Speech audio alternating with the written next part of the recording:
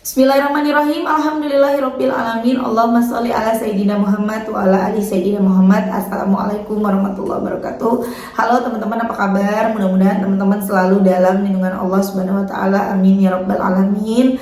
Alhamdulillah, kali ini aku akan sharing lagi pengalaman sholawat dari teman-teman kita. Tapi sebelumnya buat teman-teman yang belum subscribe, di-subscribe dulu biar aku makin semangat lagi bikin videonya. Buat teman-teman yang punya testimoni sholawat, langsung aja kirimkan ke 0813 1543 0565. Yang belum punya buku ini jangan pernah lelah, ada nikmat di setiap sholawat.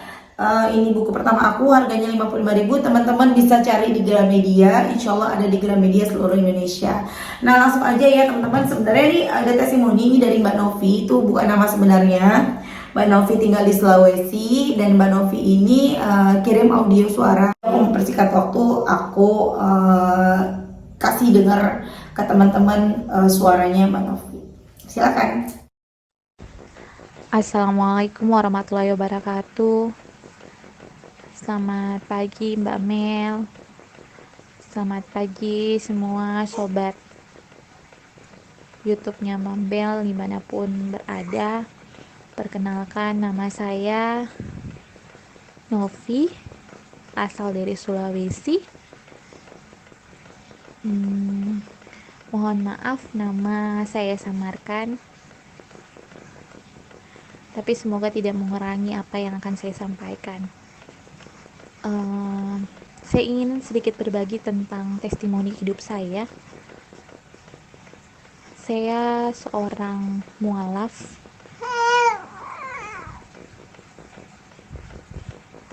seorang perempuan yang lahir dari keluarga Nasrani. Saya baru mengenal Islam kurang lebih setahun ini. Masuk Islam itu tahun lalu, sekitar bulan April. Jadi baru 1 tahun lebih kenal Islam. Tapi Masya Allah sekali ujiannya,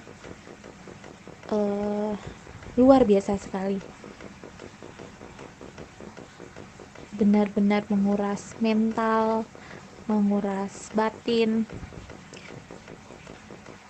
dan mudah-mudahan tetap istiqomah sampai akhir hayat nanti.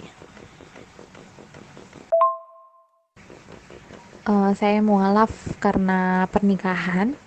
Jadi saya menikah dengan suami saya yang muslim, saya Nasrani. Jadi sebelum menikah saya mualaf lebih dulu, dan pernikahannya di bulan yang sama dengan saya syahadat. Awal menikah saya memang ada terkena masalah, ada kasus fraud. Saya diduga fraud di kantor. Saat itu saya sedang bekerja di perusahaan finance. Malu sekali saat itu, tapi saya akui itu bagian kesalahan saya juga. Saya memang beberapa kali sempat mengambil uang kantor untuk keperluan pribadi. Jujur, ekonomi saya secara finansial memang terbilang kurang, karena saya anak pertama dari 4 orang bersaudara. Mama saya ibu rumah tangga. Saya tinggal menumpang di rumah tante, dan hanya saya yang bekerja saat itu. Ayah saya pun sudah 10 tahun meninggalkan kami. Jadi saya besar sampai lulus kuliah dengan bantuan beasiswa. Terlalu klise memang kalau saya menyalahkan kehidupan ekonomi saya. Terlalu drama. Karena banyak orang di luar sana yang jalannya tetap benar walaupun kehidupannya sama dengan saya. Tapi memang saat itu saya tergoda sekali dengan nafsu duniawi. Saya ingin mencukupkan semua kebutuhan orang, padahal saya sendiri sebenarnya lagi kekurangan. Dan saat itu mungkin ada kesempatan, saya gunakanlah. Memang keamanannya di kantor saya saat itu kurang ketat. Tidak ada pemeriksaan saat tutup kas. Semua dikelola sendiri oleh saya sebagai kasir. Selain itu, saya akui saya juga ceroboh dan teledor. Saya kadang lupa menaruh berangkas uang saya masuk ke berangkas besar. Saya sadar nanti sudah pagi. Dan jumlahnya saya tidak tahu karena perusahaan finance itu kan kalau kejar closing itu biasa banyak utang. Utangnya apa, angsuran customernya kita input duluan, uangnya menyusul dari kolektor. Nah, seperti itu. Jadi saya teledornya sering tidak perincian untuk kas tutup. Jadi saya tidak tahu nominal yang saya tinggalkan berangkas itu berapa.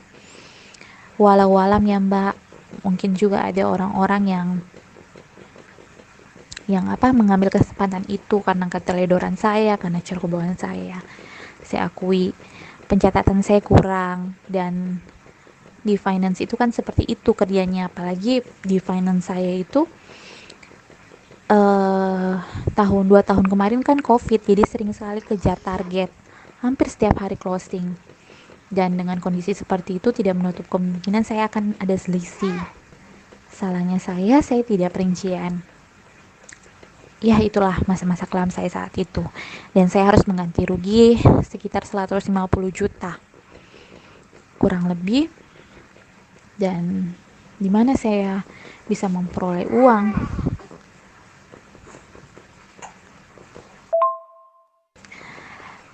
Jadi suami saat itu, saya kan dengan suami itu sudah berpacaran kurang lebih 7 tahun. Jadi tahun ke-8 tahun lalu, karena ada juga masalah seperti ini, suami kemudian ambil tanggung jawab besar. Dia ingin membayarkan ganti rugi saya ke perusahaan, tapi dia juga mau kejelasan hubungan. Jadi saat itu saya tidak ada tempat sandaran, Mbak. Saya tidak ada keluarga yang bisa membantu saya. Saya kecewa karena minta tolong sama keluarga pun hasilnya nihil. Bahkan saya dicemooh. Sudah saya keluar dari rumah, saya merantau. Kebetulan merantaunya di tempat kerja yang sama dengan suami. Karena kondisi seperti itu, kemudian akhirnya kita ambil keputusan untuk menikah diam-diam tanpa ditahu oleh keluarga saya, karena saya jujur keluarga saya Kristen yang sangat fanatik. Jadi untuk berpindah itu pasti tidak akan direstui, dan karena kondisi seperti itu saya tidak mau nama baik saya juga rusak karena akan berhubungan dengan masalah pidana. Sementara masa depan saya masih panjang, saya masih ingin mencari pekerjaan yang lebih layak. Dan saat itu lagi booming-boomingnya untuk tes PNS. Saya kebetulan lolos tahap pertama, dan saya tidak mau, jangan sampai saya lulus sampai tahap terakhir tapi tidak diterima karena catatan kriminal. Oke, akhirnya kita putuskan untuk menikah. Saya menikah di kampungnya suami. Setelah pernikahan, saya benar-benar mendalami menjadi seorang muslimah. Saya belajar sholat, belajar ngaji. Selain memang tuntutan saya karena sudah mualaf, saya ingin mencari ketenangan. Saya rasa hampa, apalagi ditambah ada masalah yang sedang menimpa saya. Saya butuh ketenangan. Makanya saya coba belajar mendalami agama baru saya. Ya, kemudian suami akhirnya mengurus kredit untuk membayar masalah saya itu. Dia mengurus kredit 150 juta dalam jangka waktu 15 tahun dengan gadai SKPNS-nya dia. Benar-benar pergumulan sekali, Mbak, karena dengan mengambil kredit itu otomatis gajinya juga akan berkurang per bulannya. Dan gajinya sekarang pun dari awal masalah saya selesai itu Oktober. Jadi dibayar full 150 juta oleh suami. Suami yang mengurus semua prosesnya, termasuk proses di kepolisian dan sebagainya.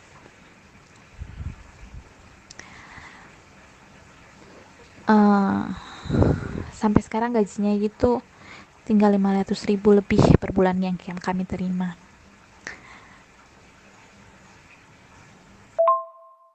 Bentar ya Mbak Mel, saya lanjut lagi soalnya Di sini, di salah satu bank yang ada di daerah saya ini, sebagai marketing. Cuman karena yang saya tawarkan itu asuransi, kebanyakan orang-orang di sini tidak terlalu percaya, apalagi yang namanya asuransi investasi. Mereka kurang percaya begitu untuk menanamkan, untuk menyimpan uangnya. Nah, tapi tidak bertahan lama saya kerja, hanya 2 bulan. Bulan kedua itu saya diberhentikan oleh atasan karena target yang tidak mencapai. Oke, baik, waktu saya kerja itu 2 bulan, ya kehidupan ekonomi sedikit terbantu karena ada gaji saya juga.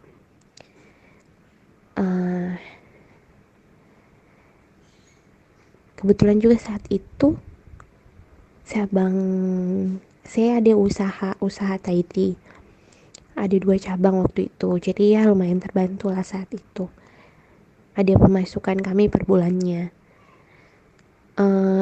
Hanya setelah saya keluar, cabang kami yang satunya, untuk cabang Thai tea harus tutup karena ada konflik dengan pemuda di daerah tempat saya menjual itu. Terpaksa kami harus tutup karena kami orang pendatang, kami tidak mau cari masalah.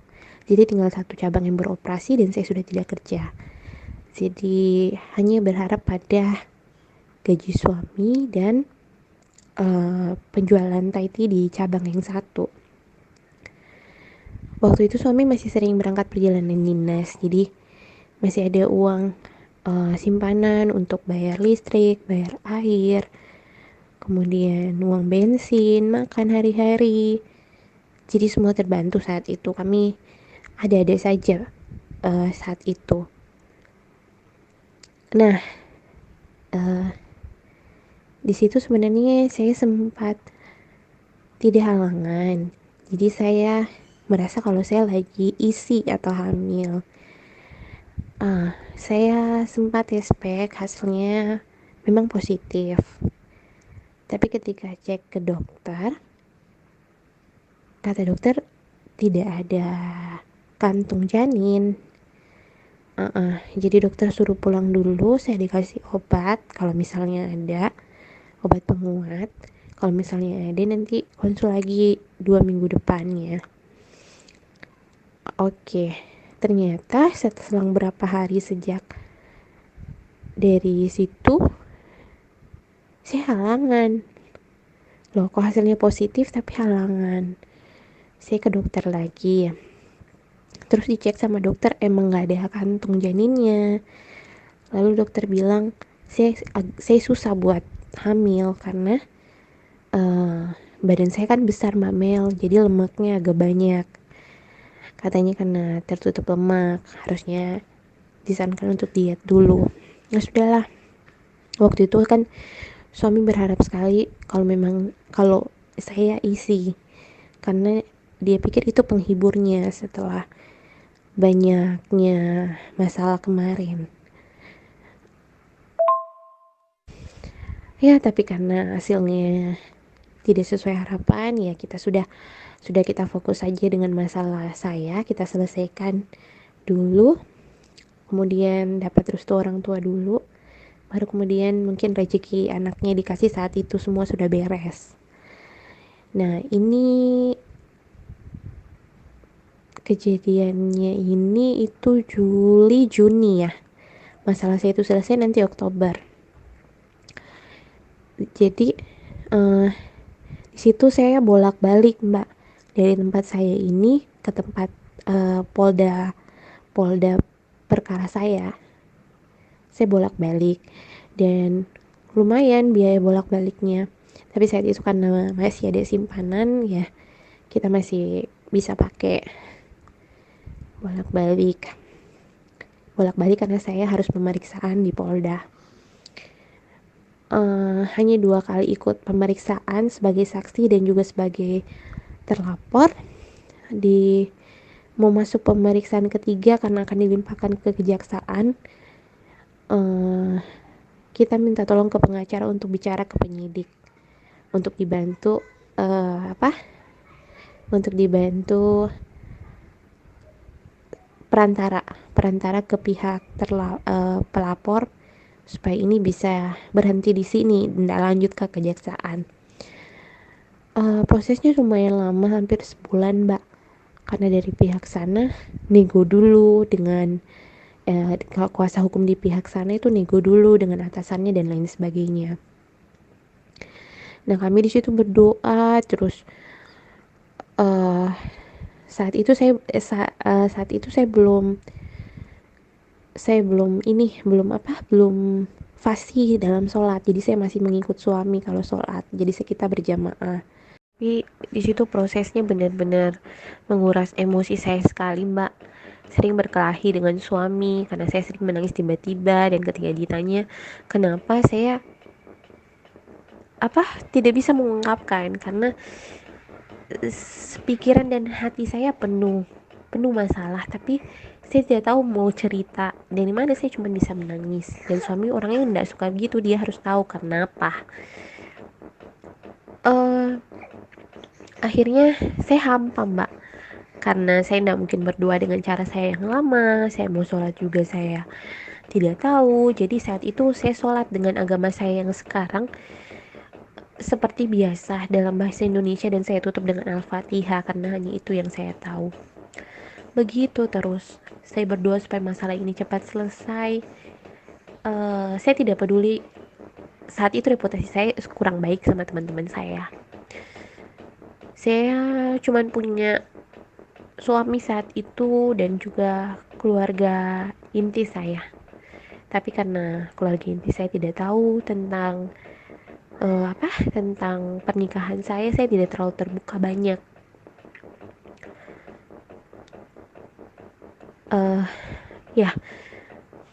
Saya hanya berdoa dan ditutup dengan Al-Fatihah. Dalam proses ini, Mbak Mel, saya ketemu dengan YouTube-nya Mbak Mel. Di sini juga pergoncangan batin sekali karena rezeki kami kemudian seret karena harus keluar banyak uang untuk masalah ini.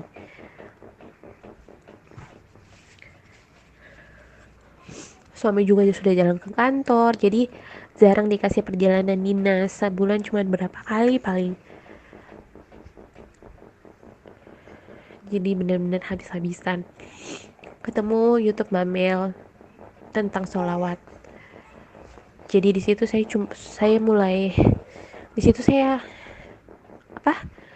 belum bisa mengucapkan karena saya tidak tahu kenapa setiap saya mengucapkan kalimat-kalimat Islam, saya rasa kurang sempurna saja. Jadi saya hanya putar YouTube terus, semua lagu-lagu sholawat itu saya putar terus di rumah tiap pagi. Ya, berkat doa seorang mualaf yang belum tahu sholat dan bacaan, yang hanya ditutup dengan Al-Fatihah dan sholawat yang diputar, cuman bermodalkan itu, saya benar-benar ditolong oleh Allah. Saya sempat tidak halangan, tapi saya tidak berpikir bahwa saya hamil karena sebelumnya seperti itu, tapi hasilnya saya tidak hamil. Jadi pas sudah sempat tidak halangan, saya tidak terlalu berharap banyak. Selang 2 bulan kan saya memang minta sama Allah supaya saya bisa hamil karena saya ingin suami saya terhibur. Saya merasa bersalah, dia banyak pikiran karena saya. Jadi memang saya minta supaya saya isi, tapi tidak terlalu berharap. Kalau Allah kasih ya alhamdulillah. Nah, waktu halangan itu saya tidak berpikir banyak kalau saya hamil. 2 bulan tidak halangan, saya masih santai aja. Masuk di bulan ketiga, perubahan saya kelihatan. Saya mulai rasa mual-mual. Coba pergi periksa. Nah, pada saat diperiksa ternyata kandungan saya sudah jalan 3 bulan. Luar biasa sekali Mbak Mel. Saya makasih sekali karena itu jadi penghiburnya suami. Suami lagi semangat lagi berurusan sampai masalah saya selesai. Karena dia tahu ada yang kami harus bahagiakan, yaitu janin saya.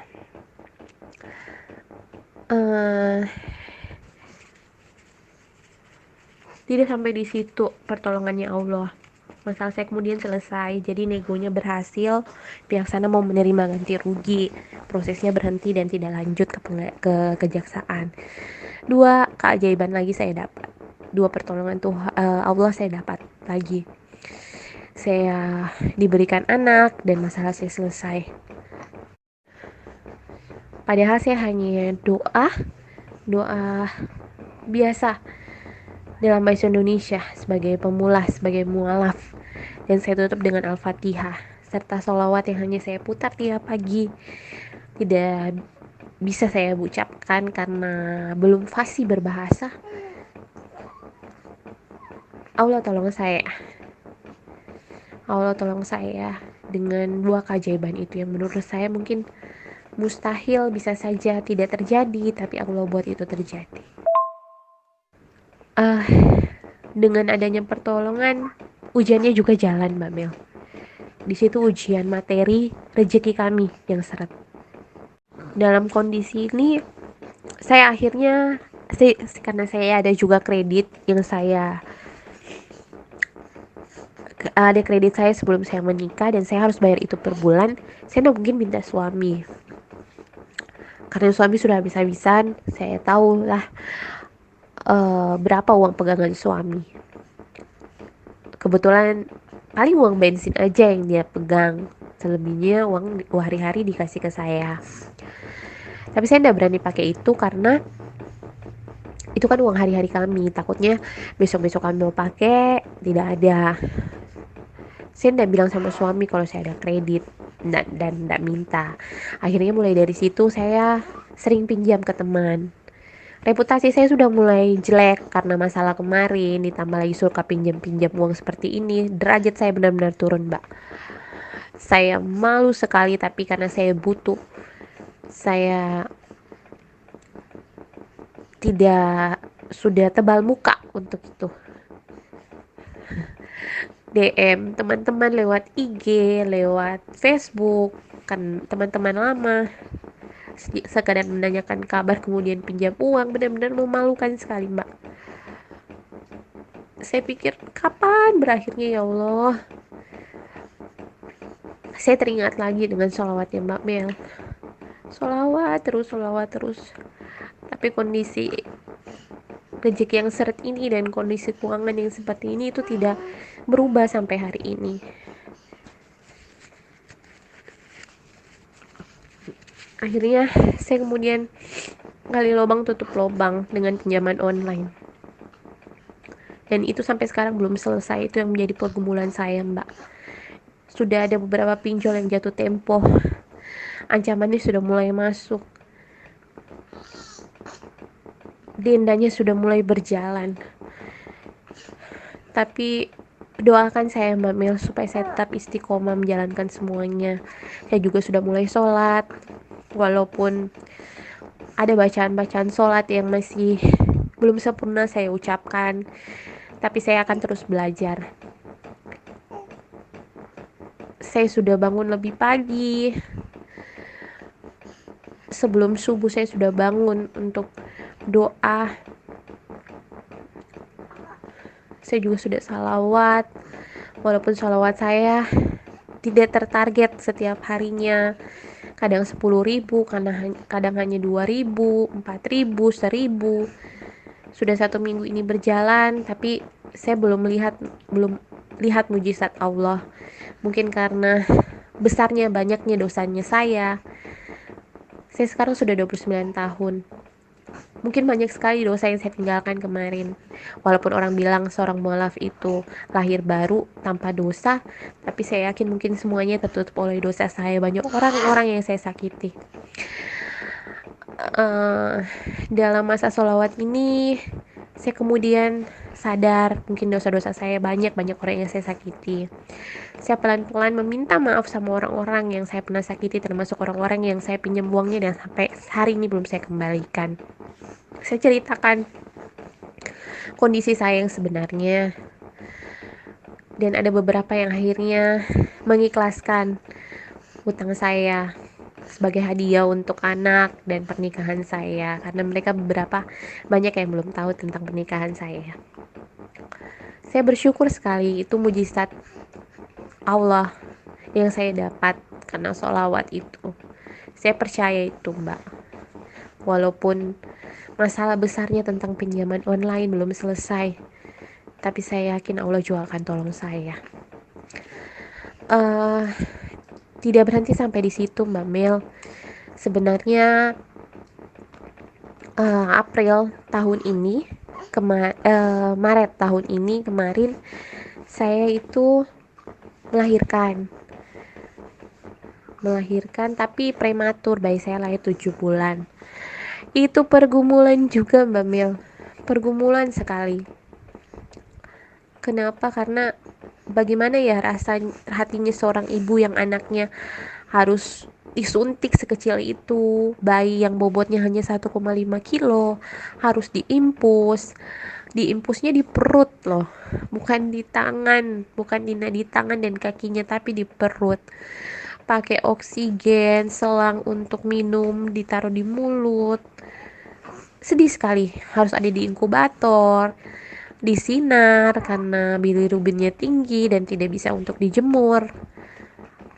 18 hari dirawat bayi saya. Saya minta doa setiap hari, setiap subuh. Kembali lagi, tidak dengan sholat, tapi hanya doa pemula biasa yang ditutup dengan Al-Fatihah. Zikir setiap jenguk anak. Hanya itu yang saya lakukan tiap hari sambil menunggu anak saya. Setelah itu berjalan, saya sempat diuji istiqomah saya dalam hal doa dan juga zikir. Anak saya tiba-tiba harus pindah ruangan karena nafasnya tiba-tiba terganggu. Pergumulan batin sekali, Mbak. Saya benar-benar bahkan harus dirujuk saat itu anak saya karena fasilitasnya kurang di situ. Dia sempat pakai alat CPAP sehari, tapi esok harinya alat CPAP-nya rusak. Saya bilang, cobaan apa lagi nih, Allah. Tapi saya tidak berhenti berdoa, saya tidak berhenti zikir. Tidak lama dari semua itu, tepat 18 hari anak saya diperbolehkan keluar. Padahal beratnya saat itu masih 1,5, sempat naik tapi kemudian turun lagi. Jadi keluar saat itu dari rumah sakit masih 1,5. Bagaimanapun beratnya, saya bilang yang penting anak saya keluar, dia di sisi saya. Ya, di situ kita juga banyak pergumulan, Mbak, karena dia harus minum susu khusus, kasih saya seret, karena mungkin banyak pikiran, utang, pinjol, dan lain sebagainya. Tapi saya bersyukur anak saya sudah 5 kilo sekarang. Saya percaya itu juga keajaiban yang Allah berikan.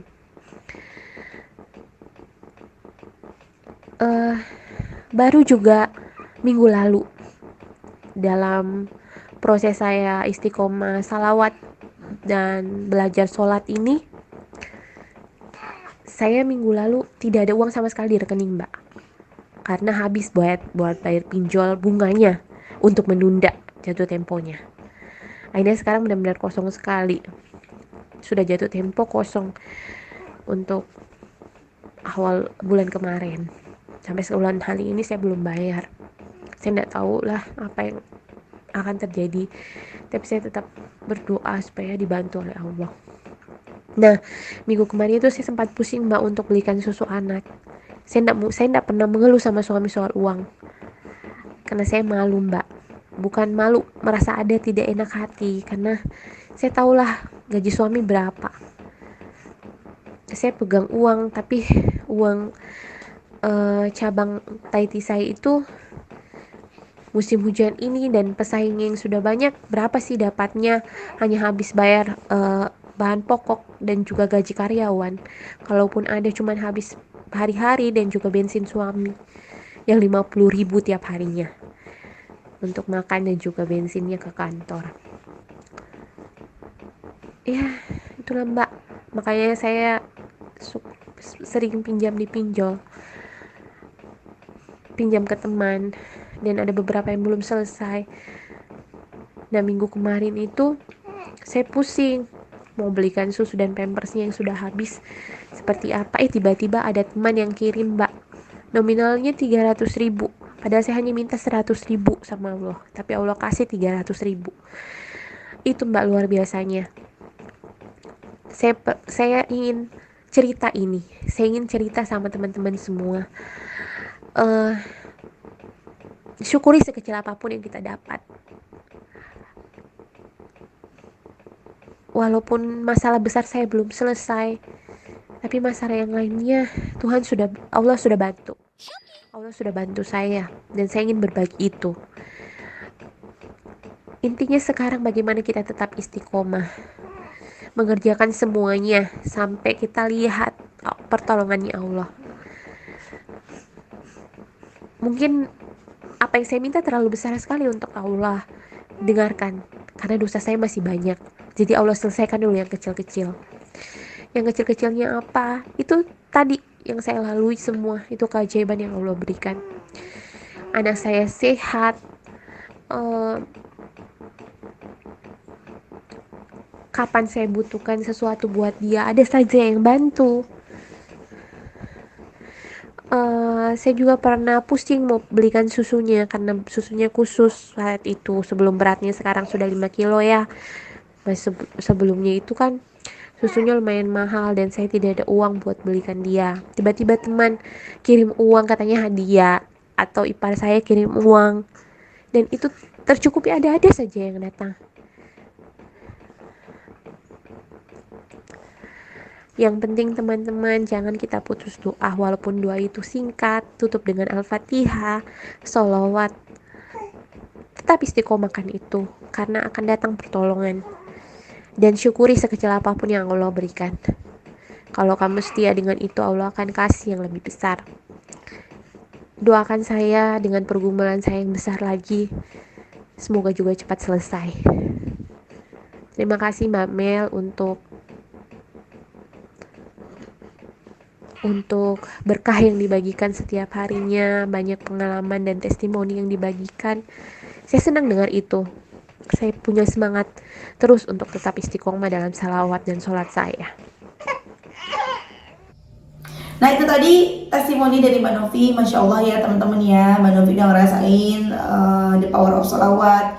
Ketika nggak punya uang buat beli susu, beli pampers, tiba-tiba ada aja jalan rezekinya dari Allah. Dan Mbak Novi terusin aja sholawatnya. Mbak Novi sempat chat aku kemarin, Mbak, suami aku bilang mesti usaha, bukan cuma berdoa, tapi juga usaha. Iya memang kita mesti usaha. Dan berdoa itu bukan berarti bukan berusaha. Doa, sholawatan, ikhtiar, namanya itu ikhtiar langit. Ada ikhtiar langit dan ada ikhtiar bumi. Ikhtiar buminya apa?